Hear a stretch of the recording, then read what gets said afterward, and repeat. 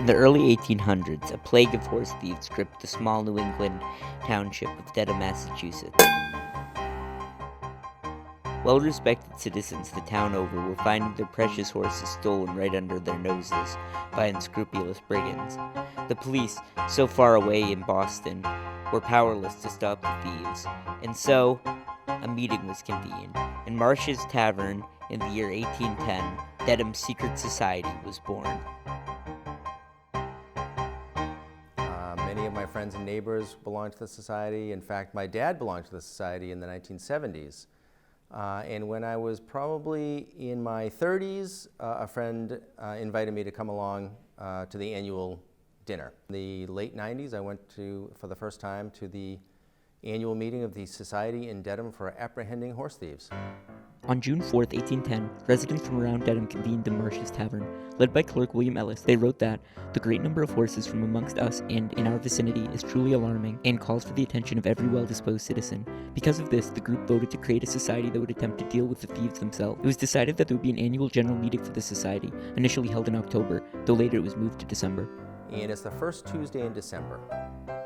People show up, there's a cocktail hour, there's a dinner, and during the dinner there are some speeches by the president and the clerk treasurer.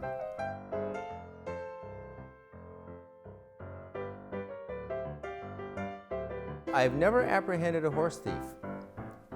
When I was a kid, I was chased by a horse, but I did not apprehend the horse, and there was no one riding the horse, so there was nobody to apprehend. And I don't think anyone in the society has apprehended a horse for many, many years. The final time the society was called to action would be in the year 1909, when the club's own treasurer found his horse, Old Blackie, stolen. The society immediately mobilized to action, searching far and wide for the horse, which they eventually found.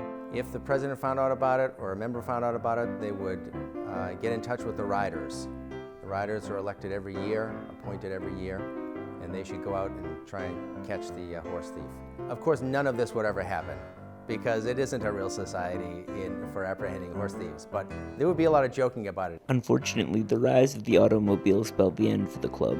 Several members tried to rebrand as the Automobile Theft Prevention Society, but these efforts never really took hold. And back in the 90s, smoking was still allowed in restaurants and bars, and I don't smoke cigars, but many of the guys did. And so at the end of the night, we would all would smell terribly of cigar smoke. And as I say, it was all guys. Now it's men and women. There aren't that many women who come, but every once in a while, some women come to the event. There's no smoking, of course. The society, I would say, the crowds have shrunken a bit over the years, but the camaraderie is still there and the entertainment's still fun. Though they are rarely called to action today, the Society in Dedham for the Apprehension of Horse Thieves remains a testament to the power of community. I think back in the 90s when I first started, it seemed to have a bit more importance. It was sort of for lack of a better term, it was a marketing event. People from Dedham and the Dedham area would get together, businessmen, lawyers, doctors.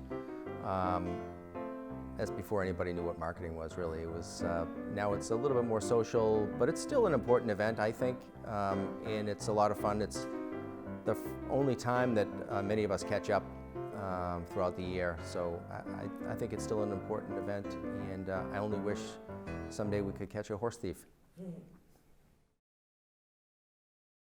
If our granddaddies could see us, oh Lord, wouldn't they laugh to see what a show we've made on a staff, out chasing for horse thieves, by golly, I'll bet not 1 in 10 of us can saddle consent, but we eat all the banquets and holler for more, and thankful the horse thieves are gone on before, and left us so rich with plenty of swag, we don't care if we don't know horse from an old stone drag.